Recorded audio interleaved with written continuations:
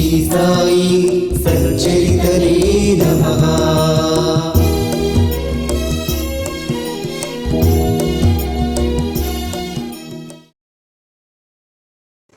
శ్రీ సాయి సచ్చరిత్ర ఓవి ఓవి మూల గ్రంథము శ్రవణ పారాయణ 28వ అధ్యాయం. శ్రీ గణేశాయ నమః. శ్రీ సరస్వత్యై నమః. శ్రీ గురుభ్యో నమః. శ్రీ కులదేవతాయై నమః. శ్రీ సీతారామచంద్రాభ్యాం నమః. శ్రీ సద్గురు సాయినాథాయ నమః. సాయిబాబా ఒకే ప్రదేశానికి పరిమితం కాదు. వారు సర్వ ప్రాణులలోనూ ఉన్నారు. బ్రహ్మ నుండి చీమ, దోమాది క్రిమి కీటకాలన్నింటిలోనూ సర్వత్రా వ్యాపించి ఉన్నారు. సాయి పూర్ణ శబ్ద బ్రహ్మ. పరబ్రహ్మను తెలుసుకునే మార్గాన్ని తెలియజేస్తారు. ఇలా రెండింటి యందు ప్రవీణులవడం వలన వారు సద్గురువు పదవికి సమర్థులు. స్వయం గొప్ప జ్ఞాని అయిన శిష్యులకు బోధించలేని వారు లేదా ఆత్మస్వరూపంలో స్థిరపరచలేని వారు సద్గురువులు కారు. తండ్రి శరీరాన్ని జన్మింపజేస్తాడు. జననం వెనుకే మరణం ఉంటుంది. గురువు జనన మరణాలను నశింపజేస్తాడు. అందుచేత గురువు యొక్క కరుణ అపారం. ఇప్పుడు గతంలో తెలియజేసినట్లు స్వప్న అధ్యాయంలో బాబా భక్తులకు స్వప్నాలలో ఎలా దర్శనమిచ్చారో శ్రవణం చేయండి. ఒకరికి కలలో త్రిశూలాన్ని గీయమని చెబుతారు. మరొకరిని పులగం కోరతారు. ఇంకొకరిని చేత బెత్తం పుచ్చుకుని గురువు వలె వీపు బ్రద్దలు కొడతారు. ఒకరిని కలలో భయపెట్టి త్రాగే దురలవాటును తొలగిస్తారు. భక్తుల యొక్క అనేక కష్టాలను తొలగించి వారికి తమ పాదాలయందు ప్రీతిని కలిగిస్తారు. ఒకరిని వీపు బ్రద్దలయ్యేలా బాది ఛాతీపై నూరే రాయితో మర్దించినట్లుగా దశమాధ్యాయంలో చెప్పిన విషయాలన్నీ శ్రోతలు ఇదివరకే విన్నారు. తరువాతి కథా విశేషాన్ని గానం చేసినవారు విన్నవారు ధన్యులు. ఉభయులు తల్లీనులై అక్షయానందాన్ని పొందుతారు. నిందలు చేయటం వల్ల, చెడు మాటలు వినటం వల్ల వచ్చిన పాపాలను ప్రక్షాళనం చేసే పరమ పావనమైన సత్పురుషుని కథలను మరల తెలియజేస్తాను. ఇప్పుడు ఆ కథా వర్ణనను శ్రోతలు శ్రద్ధగా శ్రవణం చేస్తే అడుగడుగున సాయిబాబా యొక్క కరుణ కనిపిస్తుంది. ర్యాలీ సోదరులు గ్రీకు వర్తకులు. భారతదేశమంతటా కొనుగోలు చేసేవారు. వారి శాఖలు అనేక పట్టణాలలో ఉండేవి. ముంబై నగరంలో కూడా ఒకటి ఉండేది. అక్కడి అధికారుల క్రింద లక్ష్మీచందు అనే గుమాస్తా ఉద్యోగాన్ని బాగా ఆజ్ఞాపాలన చేస్తూ విశ్వాసపూర్వకంగా ఉండేవాడు. మొదట రైల్వేలో ఉండేవాడు. తరువాత వెంకటేశ ముద్రణాలయంలో పనిచేసేవాడు. అప్పుడు అతనికి సాయితో సమాగమం ఎలా సంభవించిందో వినండి. నా వారు దేశంలో ఉన్నా, వేల మైళ్ళ దూరంలో ఉన్నా వారిని నేను పిచ్చుక పిల్ల కాలికి దారం కట్టి లాగినట్టు లాక్కుని వస్తాను అని బాబా అనేకసార్లు చెప్పగా చాలామంది విన్నారు, అనుభవాన్ని కూడా పొందారు. బాబా యొక్క ఆ లీలను చెప్తాను. బాబా ఇటువంటి అనేక మంది పిల్లలను దేశ దేశాల నుండి షిరిడీకి తీసుకుని వచ్చారు. వారిలో లక్ష్మీచందు ఒకడు. ఇతడు బాబా యొక్క భావికుడైన బిడ్డడు. అనేక జన్మలలో గడించిన ప్రారబ్ధ కర్మ ఉదయించినప్పుడే సత్పురుషుల సమాగమం ప్రాప్తించి మోహం వలన కలిగే అజ్ఞానం నశిస్తుంది. వివేకాగ్ని ప్రదీప్తమవుతుంది. భాగ్యోదయమై వైరాగ్యం కలుగుతుంది. సంచిత కర్మ నశించి జీవితం సఫలమవుతుంది. సాయినాథులు కళ్ళలో నిండిపోతే ఇక అక్కడ మరొకటికి చోటు లభించదు. కళ్ళు మూసుకున్నా నలువైపులా సాయినాథులే ఉంటారు. లాలాజీని కలుసుకున్నప్పుడు అతడు చెప్పిన స్వానుభవ విషయాలను నేను హృదయ పేటికలో ప్రేమగా పదిలపరుచుకున్నాను. వానిని చెప్పాలని ఉత్సాహంగా ఉంది. లాలాజీకి బాబా పిలుపు అదొక అలౌకిక లీల. దానిని భావికులైన శ్రోతలు శ్రద్ధగా వినండి. క్రీస్తు శకము 1910వ సంవత్సరం క్రిస్మస్ సెలవుల రోజులలో లాలాజీకి సిరిడీ ప్రయాణం యోగం పట్టింది. అప్పుడే అతనికి ప్రథమంగా బాబా యొక్క ప్రత్యక్ష దర్శనం. కానీ ఈ యోగం పట్టే చిహ్నం 1-2 నెలల ముందుగానే సూచనగా జరిగింది. దానిని వినండి. శాంతా క్రూజ్లో ఉండగా మనసులో ఏ ఆలోచన లేనప్పుడు ధ్యానంలో అతడు అకస్మాత్తుగా స్వప్నంలో విశేషమైన దృష్టాంతాన్ని చూశాడు.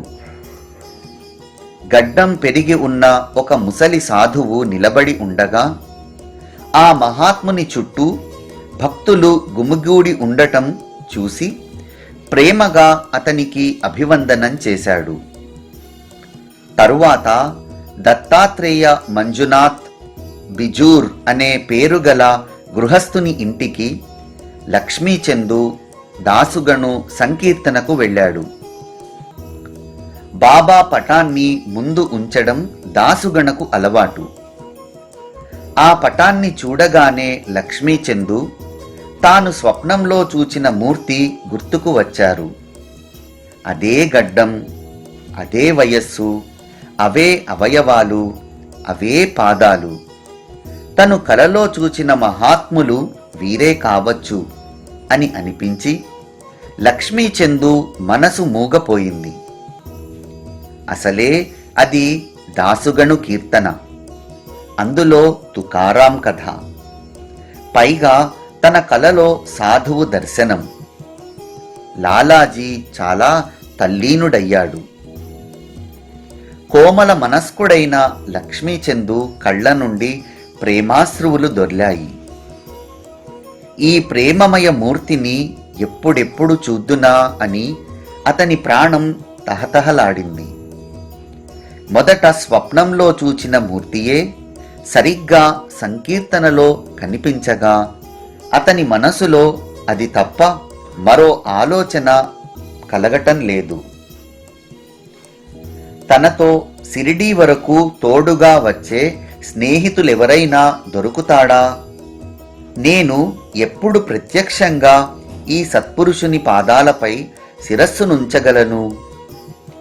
ఎప్పుడు ఈ సాధువు దర్శనం కలుగుతుంది? వారి ప్రేమలోని ఆనందాన్ని అనుభవిస్తానా అని లక్ష్మీచందు ఎప్పుడూ ఆతృత పడేవాడు. దారి ఖర్చులకు డబ్బు సదుపాయం కావాలి.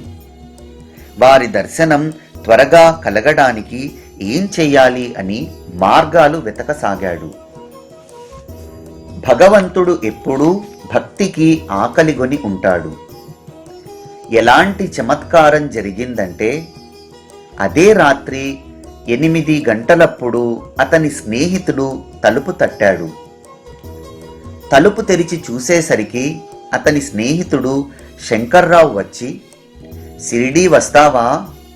అని అడిగాడు. నారాయణ మహారాజు దర్శనానికి ఖేడ్గాం వెళ్లాలని కోరిక కలిగింది. కానీ ముందుగా సిరిడీ వెళ్లాలని తోచింది అని అన్నాడు. వెదకపోయిన తీగ కాలికి తగిలినట్లుగా లక్ష్మీచందు ఆనందానికి అంతు లేకుండా పోయింది. సోదరుని వద్ద 15 రూపాయలను అప్పు తీసుకున్నాడు. శంకర్రావు కూడా అట్లే చేసి ఇద్దరూ ప్రయాణానికి సిద్ధమయ్యారు. పక్క బట్టలు అవి సర్దుకుని బయలుదేరి వెళ్ళి వేళకు టికెట్టు తీసుకుని ఉభయులు బండిని అందుకున్నారు. శంకరరావు గొప్పగా భజన చేసే వ్యక్తి. బండిలో ఇద్దరూ భజన చేశారు. లక్ష్మీచందు దారిలో కలిసిన వారిని బాబా గురించి వాకబు చేశాడు. సిరిడి నుండి వచ్చిన వారెవరైనా తటస్థపడితే లక్ష్మీచందు వారికి ఉత్సుకతతో నమస్కరించి, సాయిబాబా యొక్క మహిమను మాకు నమ్మకం కలిగేలా చెప్పండి. సాయిబాబా అహ్మద్నగర్ ప్రాంతంలో గొప్ప సత్పురుషులుగా ప్రసిద్ధి చెందారని అంటారు. వారిపై మాకు విశ్వాసం కుదిరేలా వారి వద్ద కలిగిన అనుభవాలను చెప్పండి అని అడిగేవాడు. రైలు డబ్బాలో సిరిడి సమీపంలో ఉండే 4 ముసల్మానులు ఉన్నారు. వారితో ముచ్చటించగా లక్ష్మీచందు మనస్సుకు తృప్తి కలిగింది. సాయిబాబా గురించి మీకు తెలిసినది మాకు చెప్పండి అని లక్ష్మీచందు వారిని ఎంతో ప్రీతిగా భక్తిగా ప్రశ్నించాడు. సాయిబాబా చాలా సంవత్సరాల నుండి సిరిడీలో ఉంటున్నారు. వారు గొప్ప సత్పురుషులు, మహాత్ములు, అవలియా అని వారు జవాబు చెప్పారు. ఆ విధంగా ముచ్చటించుకుంటూ ఆ ఇద్దరూ ఆనందంగా ప్రయాణాన్ని సాగించారు. కోపర్గాం చేరుకోగానే సేటుకు జ్ఞాపకం వచ్చింది. సాయిబాబాకు జామపళ్ళు ప్రీతి. కోపర్గాంలో జామపళ్ళు పండుతాయి. గోదావరి తీరాన వానిని అమ్ముతారు. వానిని బాబాకు సమర్పించాలని అనుకున్నాడు. కాని గోదావరి తీరానికి రాగానే అక్కడి దృశ్యాన్ని చూసి ఆనందిస్తూ సేటు జామపళ్లను మరచిపోయాడు. టాంగా బండి గోదావరి అవతలి తీరానికి పోయింది. అక్కడి నుండి సిరిడి 4 ఊళ్ల అవతల ఉంది. టాంగా బాగా వేగంగా వెళ్ళిపోతూ ఉంది. లక్ష్మీచందుకు జామపళ్ళు గుర్తుకు వచ్చాయి. కాని అక్కడ అవి దొరకవు. ఒక ముసలావిడ తలపైన బుట్టతో బండి వెనుక పరుగున రావడం చూశాడు. ఆమె కోసం బండిని ఆపించాడు. జామపళ్ళు తమ కోసమే వచ్చాయా అని తలచాడు. లక్ష్మీచందు ఆనందభరితుడై పళ్లను ఏరి ఏరి తీసుకున్నాడు. మిగిలిన పళ్లను తన తరఫున బాబాకు అర్పించమని ఆ ముసలావిడ అన్నది. జామపళ్ళు గుర్తుకు రావడం, మరలా మరచిపోవడం, అకస్మాత్తుగా ఒక ముసలావిడ కలవడం, ఆమెకు సాయిపై గల భక్తి ఆ ఇద్దరికీ ఆశ్చర్యాన్ని కలుగజేసింది. మొదట స్వప్నంలో వృద్ధుడు కనిపించడం, వారే సంకీర్తనలో దర్శనమివ్వడం ఎంత విచిత్రం!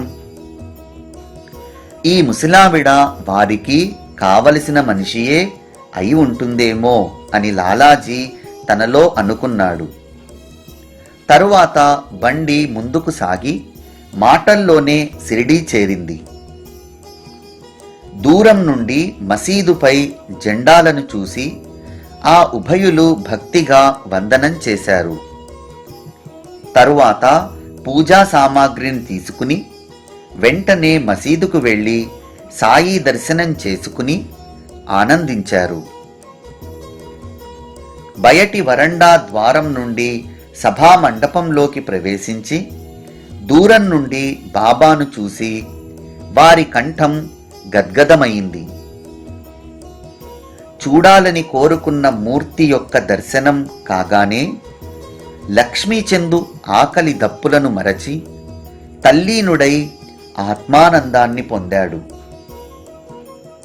పరిశుద్ధ జలంతో బాబా చరణ కమలాలను ప్రక్షాళనం చేశాడు. అర్ఘ్య పాద్యాది సకల పూజలు చేసి శ్రీఫలాన్ని, అరటిపళ్లను అర్పించాడు. ధూప దీపాలు, దక్షిణ తాంబూలాలను, పుష్పహారాన్ని సమర్పించి మనసులోనే ప్రదక్షిణ చేసి బాబా పాద సన్నిధిలో కూర్చున్నాడు. లక్ష్మీచందు ప్రేమమయుడైన భక్తుడు. అతనికి కూడా గురు కృపలోని ఆనందం లభించింది. సాయి చరణార విందాలలో భ్రమరంలా రమించాడు. అప్పుడు బాబా, సాలే రస్తే మే భజన్ కర్తే और दूसरे आदमी को पूछते, क्या दूसरों से पूछना, सब कुछ अपने आंखों से देखना, क्यों दूसरे आदमी को पूछना, झूठा है क्या सच्चा, सब अपना कर लो, अपना विचार आप. వెధవా, దారిలో భజన చేస్తావు, మరో మనిషిని అడుగుతావు, అంతా మన కళ్ళతో చూడాలి గాని రెండో వ్యక్తిని అడగడం ఎందుకు?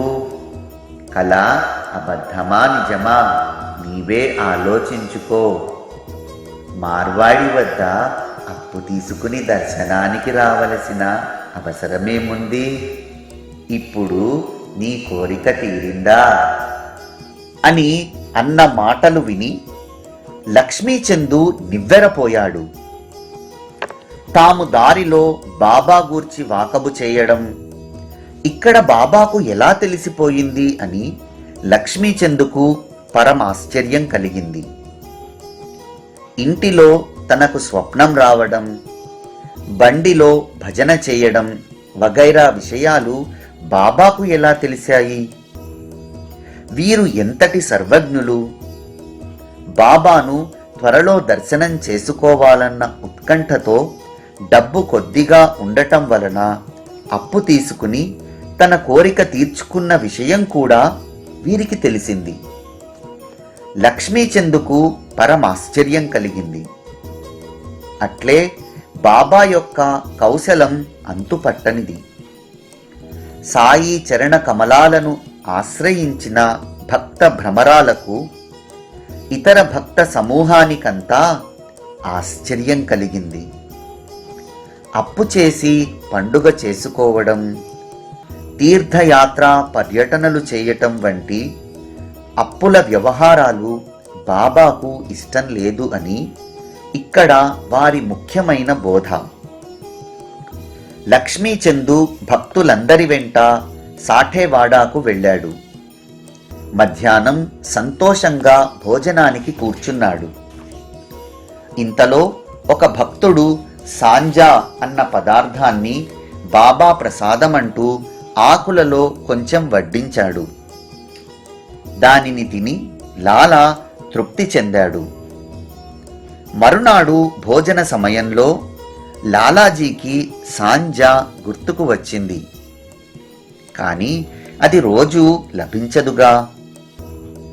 అతని కోరిక మనసులోనే ఉండిపోయింది. ఇక మూడవ రోజున విశేషం. లాలాజీకి మిగిలిపోయిన కోరికను సాయి మహారాజు ఉపాయంతో ఎలా తీర్చారో గమనించండి. గంధాక్షతలు, పుష్పాలు, గంట, నీరాజనం, పంచారతి వగైరా తీసుకుని జోగు మసీదుకు వచ్చి బాబాను అడిగాడు, ఈరోజు నైవేద్యం ఏం తీసుకుని రమ్మంటారు అని. సాయి మహారాజు, నాకు పళ్ళెం నిండా సాంజా తీసుకునిరా, పూజా ఆరతి తర్వాత చేయి అని చెప్పారు. పూజా సామాగ్రిని అక్కడే ఉంచి జోగు వెంటనే వెనుకకు వెళ్ళి అందరికీ సరిపడా సాంజాను తీసుకుని వెంటనే వచ్చాడు. ఆ తరువాత మధ్యాహ్న హారతి అయింది. భక్తులు ముందుగా తెచ్చిన నైవేద్య పళ్ళాలు పైకి రాసాగాయి. అప్పుడు బాబా భక్తులతో, ఇవాళ రోజు బాగా ఉంది, సాంజా ప్రసాదాన్ని తీసుకోవాలని ఉంది, త్వరగా తీసుకొని రండి, అందరం తృప్తిగా సేవిద్దాము అని అన్నారు. భక్తులు వెళ్ళి 2 గిన్నెల నిండా సాంజాను తెచ్చారు.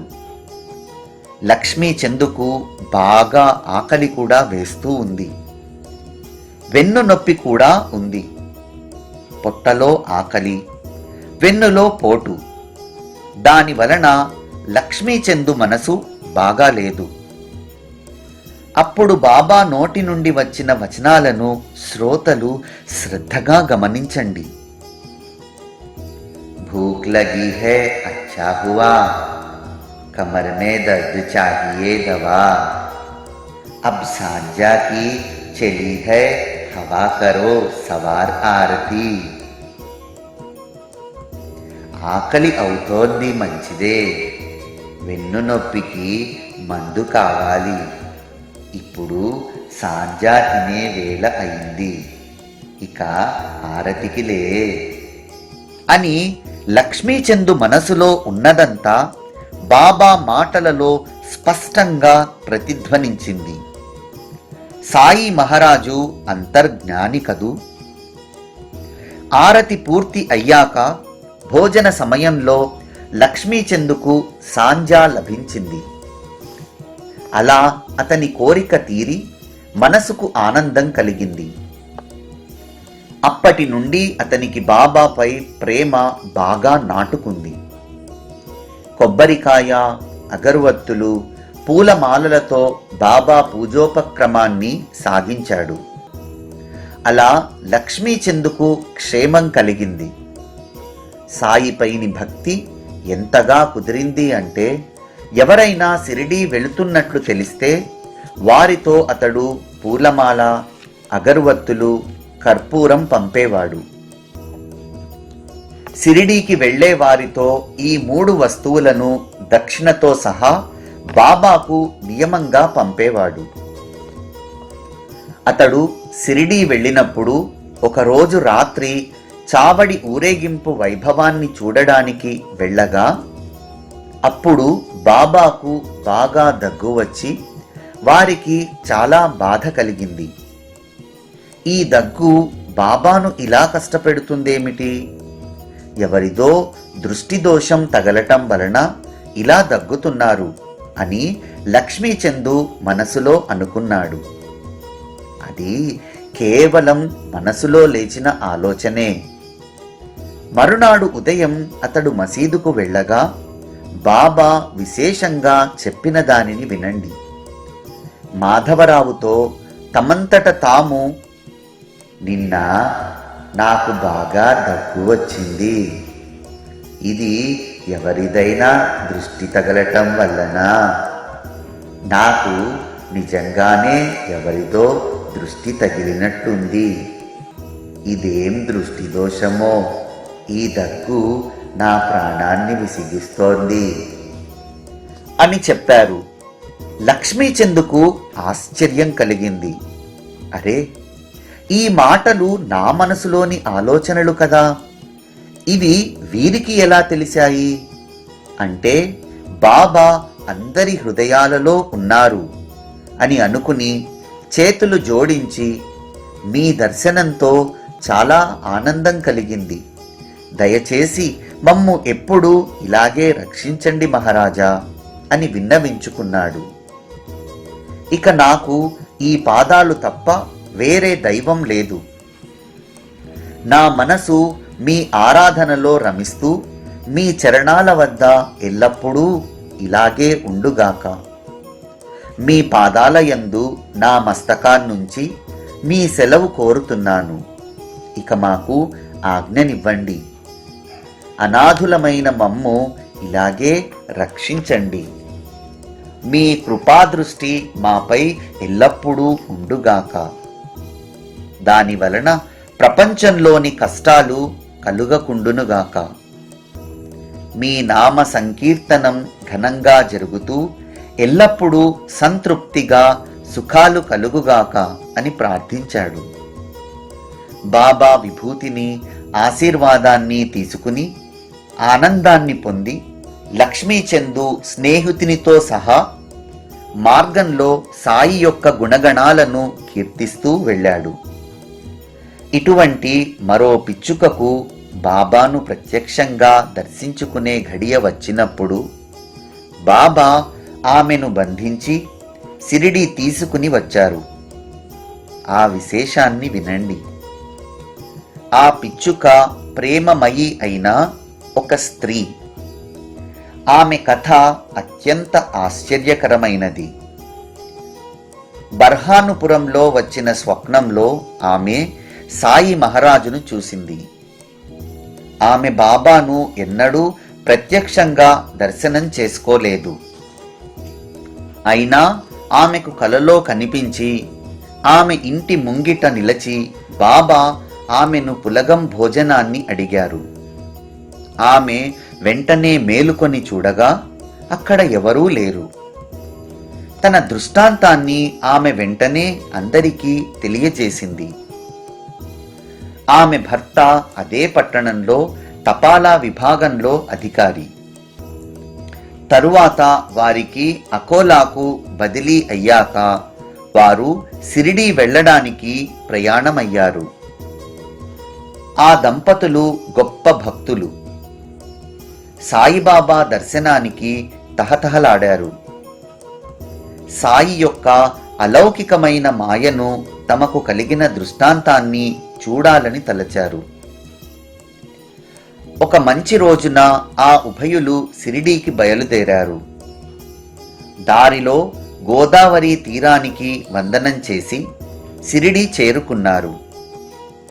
భక్తిగా బాబా దర్శనం చేసుకుని ప్రేమగా పూజించి నిత్యం వారి చరణసేవ చేస్తూ సుఖంగా సంతృప్తిగా ఉన్నారు. ఆ దంపతులు అలా షిరిడీలో 2 మాసాలు ఆనందంగా ఉన్నారు. బాబా కూడా వారి భక్తి ప్రేమలకు, వారి కిచిడీ భోజనానికి సంతుష్టులయ్యారు. అసలు ఆ దంపతులు కిచిడీ నైవేద్యాన్ని సమర్పించడానికి షిరిడీకి వచ్చారు. కానీ 14 రోజులు గడిచినా వారి కిచిడీ నివేదన జరగలేదు. వారి సంకల్పం నెరవేరటంలో ఆలస్యం ఆ స్త్రీకి నచ్చలేదు. 15వ రోజు మధ్యాహ్నం ఆమె కిచిడీతో వచ్చింది. అప్పుడు తెర వేసి ఉంది. అప్పటికే బాబా తమ భక్తులతో సహా భోజనానికి కూర్చున్నారు అని ఆమెకు అర్థమైంది. అలా భోజనం చేసే సమయంలో తెర లోపలికి ఎవరూ వెళ్ళరు. కానీ ఆ స్త్రీకి ఆతురత. నిశ్చింతగా క్రింద ఉండలేకపోయింది. అసలు అకోలా నుండి షిరిడీకి ప్రయాణమై వచ్చింది కిచిడీ నైవేద్యాన్ని అర్పించే కోరికతో కదా. మరి అది నెరవేరకపోతే ఊరికే ఎలా ఉండగలను?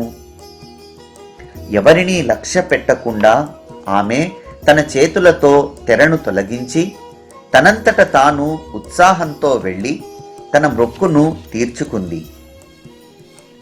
అప్పుడు బాబా విచిత్రంగా ఆ కిచిడీ కోసమే ఎదురు చూస్తున్నట్లు ముందుగా దానినే అడిగి 2 చేతులతో పళ్ళాన్ని పట్టుకున్నారు. కిచిడీని చూసి సంతోషంగా ముద్ద మీద ముద్ద తీసుకుని నోట్లో వేసుకున్నారు. అందరికీ ఆశ్చర్యం కలిగింది. బాబా ఆతురతను చూచి అందరికీ విస్మయం కలిగింది. కిచిడీ కథను విని సాయిబాబా యొక్క అలౌకిక శక్తి అర్థమైంది. ఇప్పుడు ఇక తరువాతి కథను వింటే మనసులో ప్రేమోత్పన్నమవుతుంది. ఒక గుజరాతీ బ్రాహ్మణుడు బాబా సేవ చేయడానికి అనుకోకుండా షిరిడీకి వచ్చాడు. మొదట అతడు రావ్ బహదూర్ సాఠే వద్ద పనిచేశాడు. నిజాయితీగా సేవ చేయటం వలన అతనికి బాబా చరణాల వద్ద ఆశ్రయం లభించింది. ఆ కథ కూడా చాలా రసవత్తరమైనది. భక్తి ప్రేమలను ఆశించే వారి కోరికలను శ్రీహరి ఎలా తీర్చుతాడో వినండి. అతని పేరు మేఘ. సాయితో ఏదో రుణానుబంధం ఉండటం వలన అతడు షిరిడీలో స్థానాన్ని పొందాడు.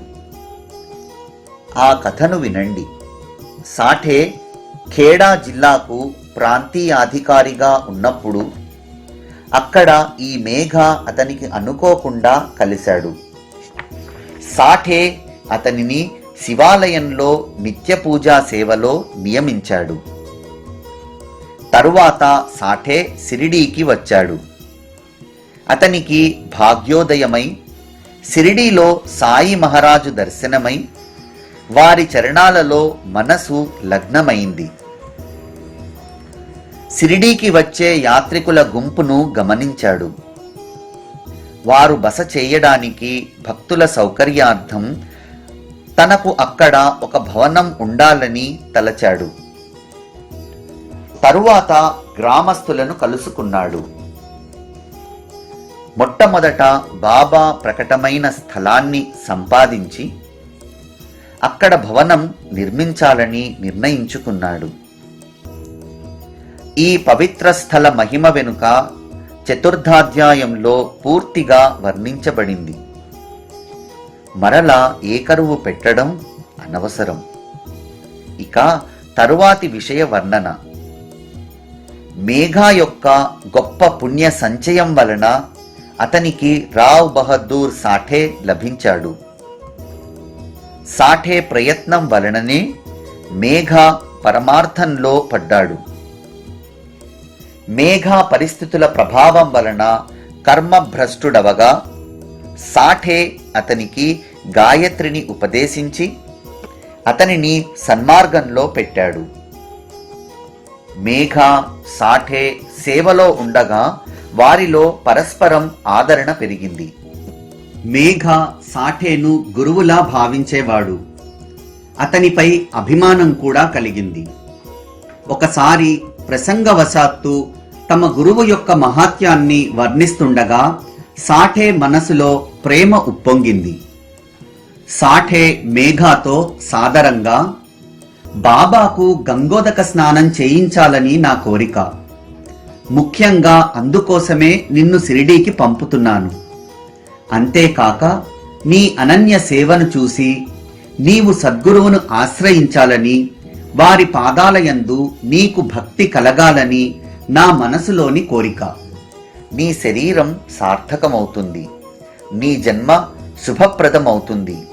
వెళ్ళి కాయా వాచ మనసులతో సద్గురువును ఆశ్రయించు అని చెప్పాడు. మేఘ ఆ గురువు ఏ జాతి వ్యక్తి అని ప్రశ్నించాడు. వాస్తవం నాకు కూడా తెలియదు. మసీదులో కూర్చుంటారు కనుక ముసల్మాను అని కొందరంటారు అని సాఠే చెప్పాడు.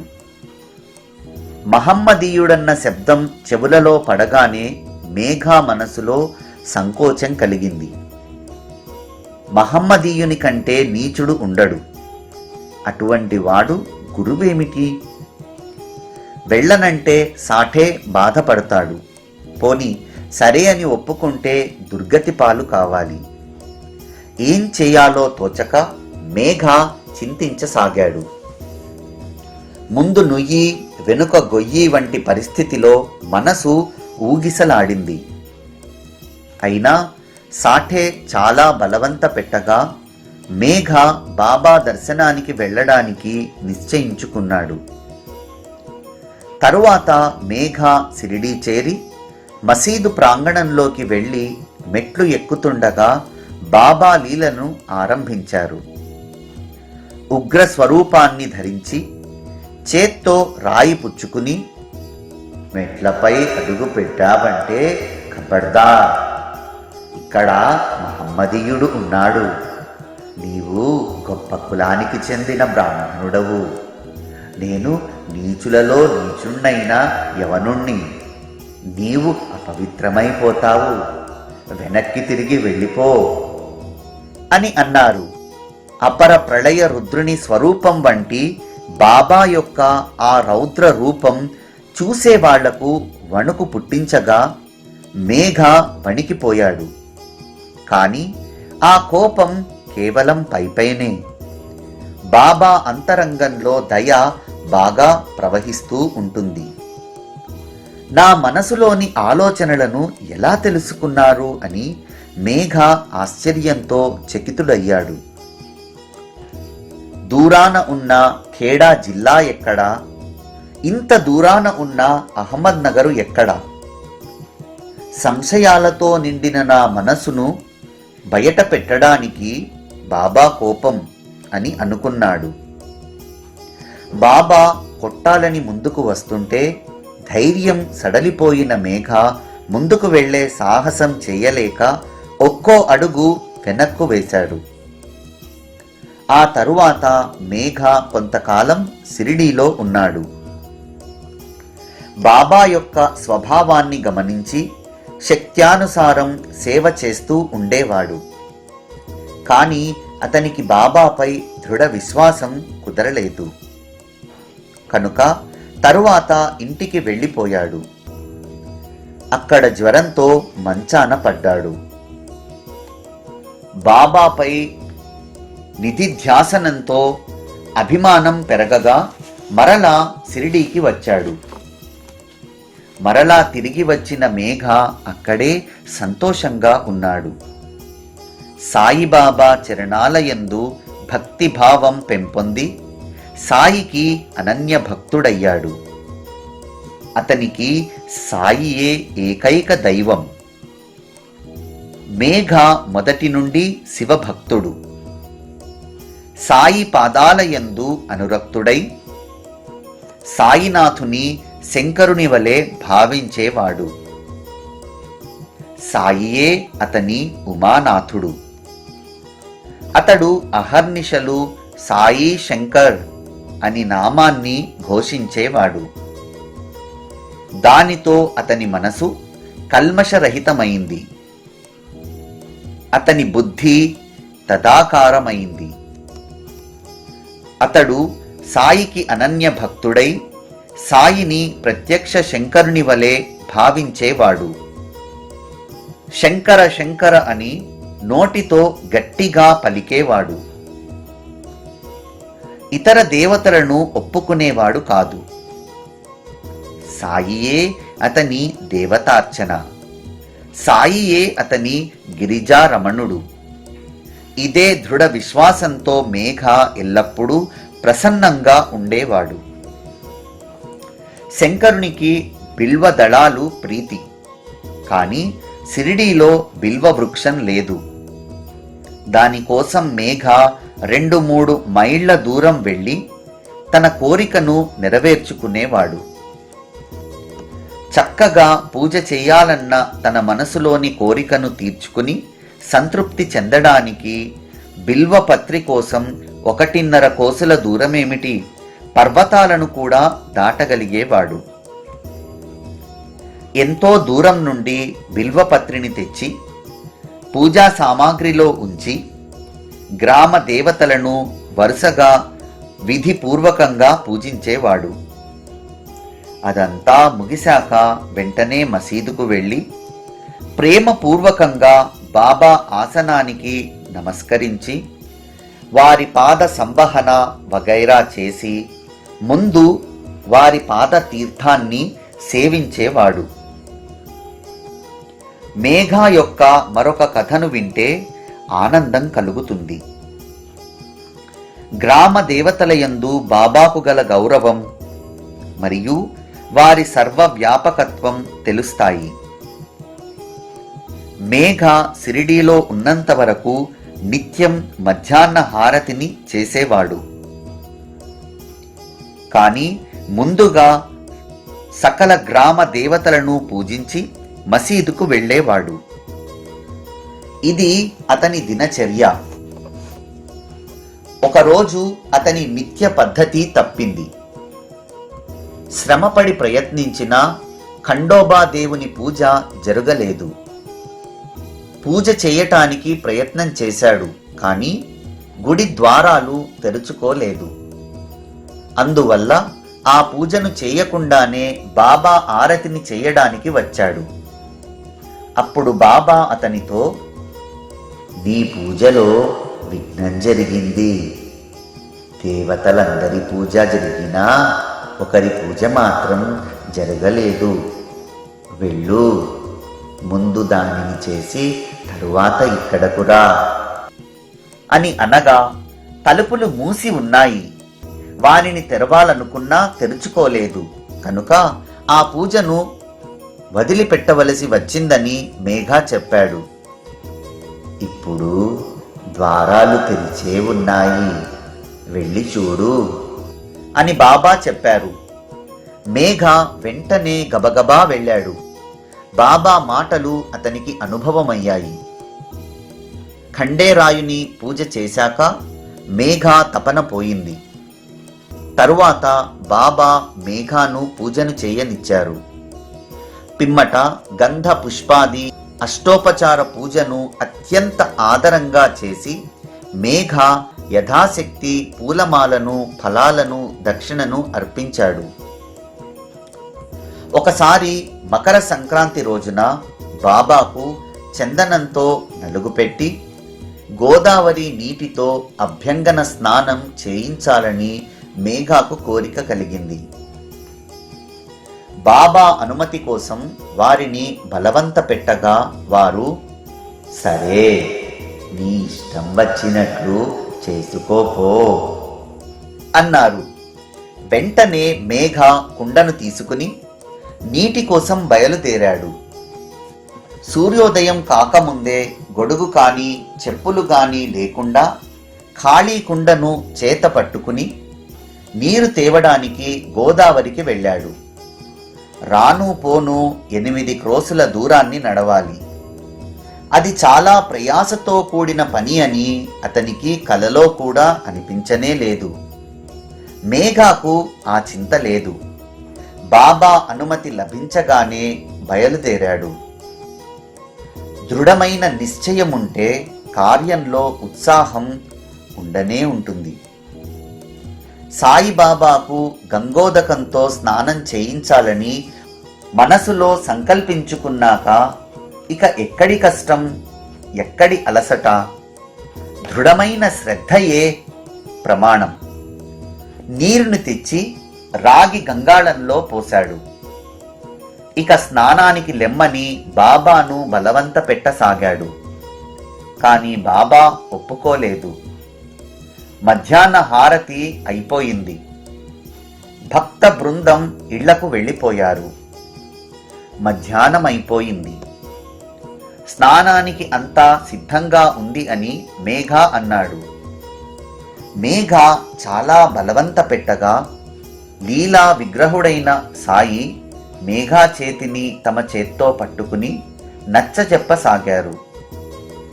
నాకు గంగా స్నానం వద్దురా, ఫకీరునైన నాకు గంగ నీరు ఎందుకు, నువ్వెంత తెలివి తక్కువ వాడివిరా అని అన్నారు. కానీ మేఘ అవేం వినిపించుకోలేదు. బాబాను శంకరుని వలె భావించాడు. గంగా స్నానంతో శంకరుడు ఆనందిస్తాడు. అదొక్కటే అతనికి తెలుసు. ఇవాళ మకర సంక్రాంతి పండుగ. గంగోదకంతో అభిషేకం చేస్తే శంకరుడు ప్రసన్నమవుతాడు అని చెప్పాడు. అతని ప్రేమను, శుద్ధాంతఃకరణాన్ని, దృఢ నిశ్చయాన్ని గని బాబా, సరే, నీ కోరిక తీరుస్తాను అని అన్నారు. తరువాత లేచి స్నానానికై వేసిన పీటపై కూర్చున్నారు.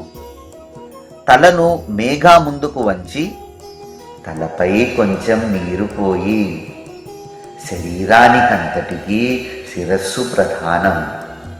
శిరస్సుపై కాసిని నీరు చల్లితే అది పూర్తిగా స్నానం చేసినట్లే. ఇదైనా ఒప్పుకోరా అని అన్నారు.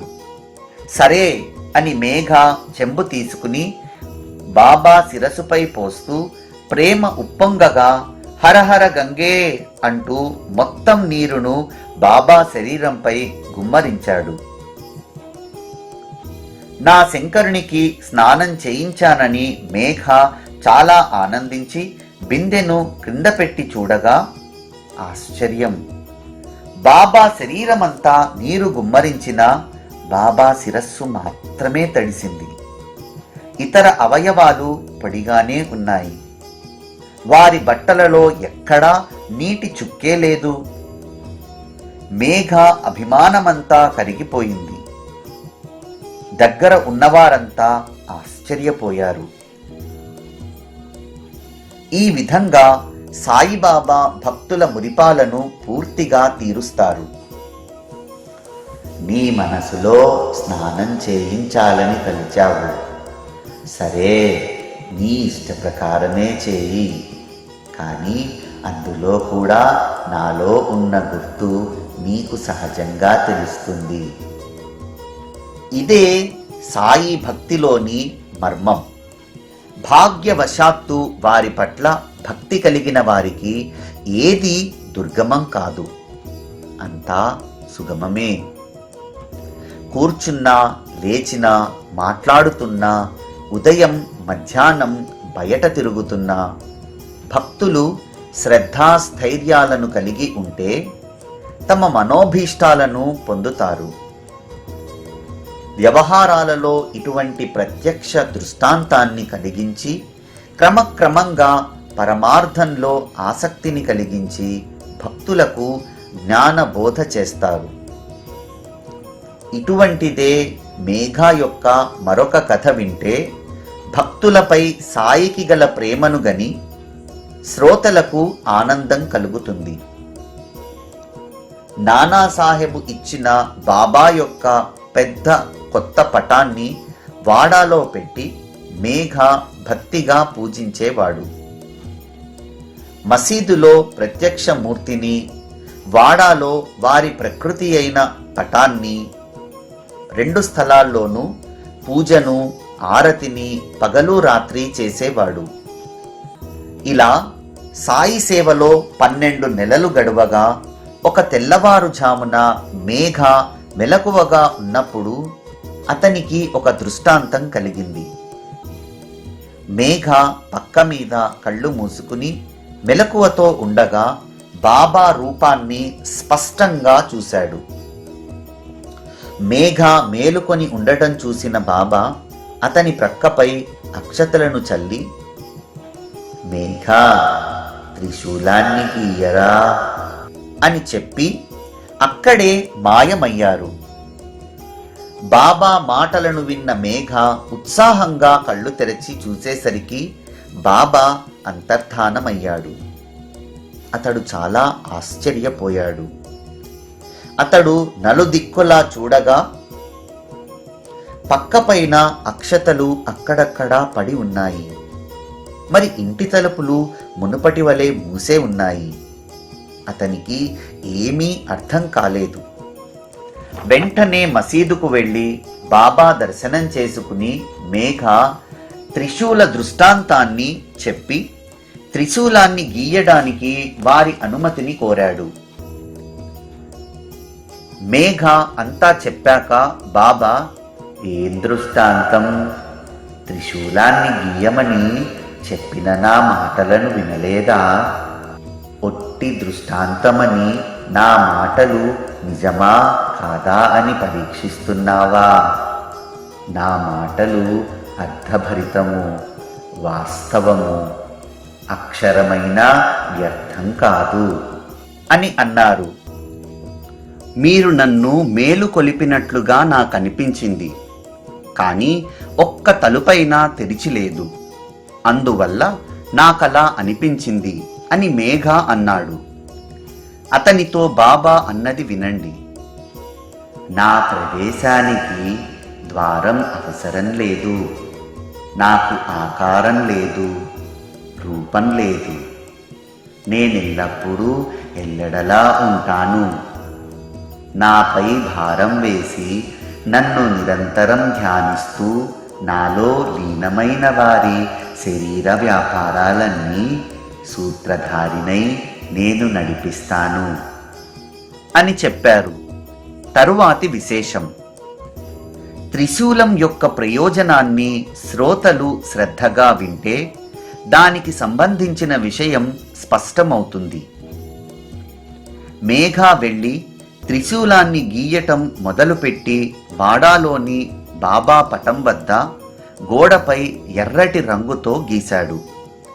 రెండవ రోజే మసీదుకు పూణే నుండి ఒక భక్తుడు రామదాసు వచ్చి భక్తిగా బాబాకు నమస్కరించి వారికి శివలింగాన్ని అర్పించాడు.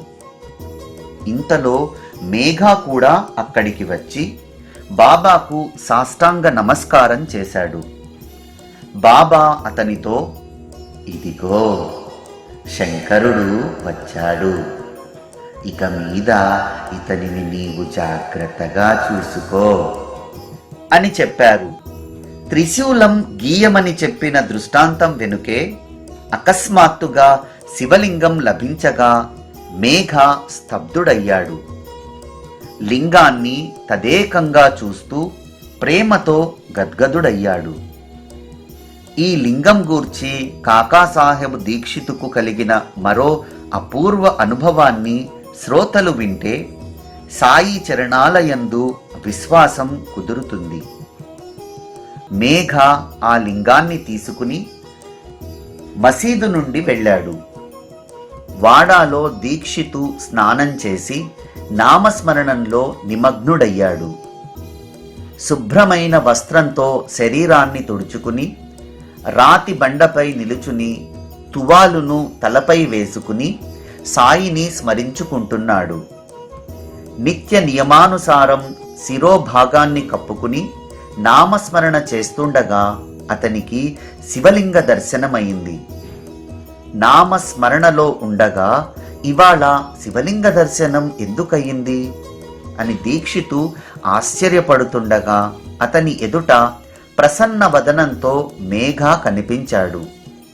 కాకా, బాబా శివలింగాన్నిచ్చారు చూడండి అంటూ మేఘ చూపించాడు. ఆ విశేషమైన లింగాన్ని చూసి కాకాకు ఆశ్చర్యానందాలు కలిగాయి. ఇంతకు ముందే తన ధ్యానంలో చూసిన రూపురేఖలు ఆకార లక్షణాలు గల ఆ లింగాన్ని తక్షణం చూసి దీక్షితు సంతోషించాడు. అటు తరువాత మేఘ త్రిశూలాన్ని గీచిన పిదప సాయిబాబా పటం వద్ద శివలింగ స్థాపనను బాబా చేయించారు. మేఘకు శంకరుని పూజయందు ప్రీతి కనుక సాయిబాబా అతనికి శివలింగాన్ని ప్రదానం చేసి అతని భక్తిని అలా దృఢపరిచారు. అది వారి లీలా విశేషం. ఇటువంటి కథ ఒకటనా అంతులేనన్ని చెప్పవచ్చు. కానీ గ్రంథం విస్తారమైపోతుంది. శ్రోతలు క్షమించాలి. మీరు శ్రవణోత్సుకతతో ఉన్నారు కనుక తరువాతి అధ్యాయంలో ఇంతకంటే అలౌకికమైనది సాయి యొక్క కౌశలాన్ని తెలిపే మరో కథ. హేమాడ్ సాయి శరణుజొచ్చి అందరి దురితాలను నివారించి భవభయాన్ని హరింపజేసే సాయి చరిత్రను వినిపిస్తాడు. స్వస్తి శ్రీ సంత సజ్జన ప్రేరితము హేమాడ్ పంత్ విరచితము అయిన శ్రీ సాయి సచ్చరితంలో దృష్టాంత కథనమను 28వ అధ్యాయం సంపూర్ణం. ఓం శ్రీ సాయి సచ్చరితరే నమః.